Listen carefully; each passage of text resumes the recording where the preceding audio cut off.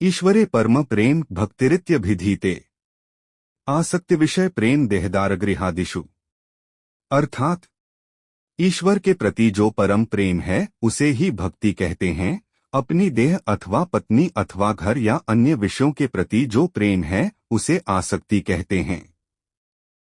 अब हम यह देखेंगे कि क्या भक्ति एक क्रिया है अथवा भक्ति क्या कोरी भावुकता है या फिर भक्ति के लक्षण क्या हैं। नारद भक्ति सूत्र में कहा गया है कि परमात्मा के प्रति परम प्रेम को भक्ति कहते हैं। परम प्रेम किसे कहते हैं यह हम आगे देखेंगे। यहाँ कहा गया है कि ईश्वर के प्रति परम प्रेम भक्ति है, तो फिर लौकिक विषयों के प्रति जो हमारा प्रेम है वह क्या है। उत्तर दिया गया है कि वह प्रेम आसक्ति है। शब्द स्पर्श रूप रस गंध विषयों के प्रति जो प्रेम है या अपने शरीर से, पत्नी से, गाड़ी अथवा अन्य भोग्य वस्तुओं से जो हमारी प्रीति है उसे आसक्ति कहते हैं। इन दोनों में जो भेद है उसे समझने की चेष्टा करें। भक्ति निसंदेह प्रेम रूपा है, किंतु हर प्रकार का और हर किसी से किया गया प्रेम भक्ति नहीं है। हमारे घर में बहुत सी वस्तुएं और प्राणी हैं, पर हम यह तो नहीं कहते कि मेरे कुत्ते के ऊपर अथवा मेरे घर के प्रति मेरी बड़ी भक्ति है। चीजें मुझे अच्छी लगती हैं। चेतन प्राणियों के लिए हम कहेंगे यह मुझे प्रिय है। प्रेमी प्रेमिका को परस्पर भक्ति नहीं होती, उनमें प्रीति होती है। हाँ, मातृभक्ति, पितृभक्ति, देशभक्ति और ईश भक्ति का प्रयोग हम करते हैं। इसका अर्थ यह हुआ कि जिसमें प्रेम के साथ श्रद्धा जुड़ी हुई है उसे भक्ति कहते हैं। किसी बड़े, आदरणीय, पूज्य, श्रद्धेय के प्रति ही भक्ति होती है। प्रेम हम वहाँ करते हैं जहाँ से हमें आनंद मिलता है, चाहे वह व्यक्ति हो या वस्तु। इसके विपरीत जिससे हमको दुख या क्लेश होता है या होने लगता है उसको हम धीरे धीरे छोड़ने लगते हैं। तो जो जन आनंद का स्रोत है वही प्रेम का विषय होता है। अब देखें कि यह परम क्या है। पर शब्द का अर्थ होता है निर्तिशम, जिसकी तुलना किसी से नहीं की जा सकती, जिससे बढ़कर कोई नहीं है। परम प्रेम वह है जो वस्तु, देश, काल, व्यक्ति, परिस्थिति पर आश्रित नहीं है।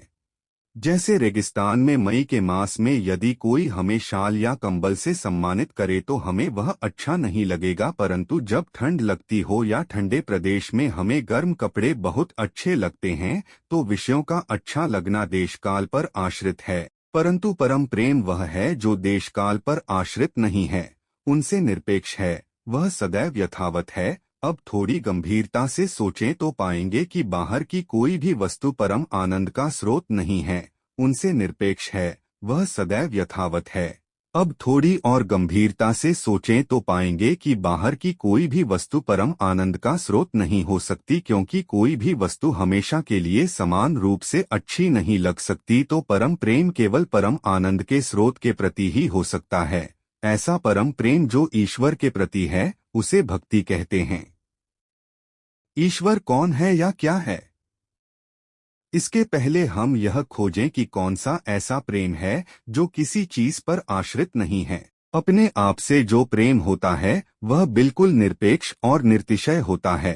प्रत्येक व्यक्ति अपने आप से बहुत प्रेम करता है, इसलिए तो दर्पण में अपनी छवि बार बार निहारता है, अपना नाम, अपना चित्र अखबार में छपा हुआ देखना चाहता है।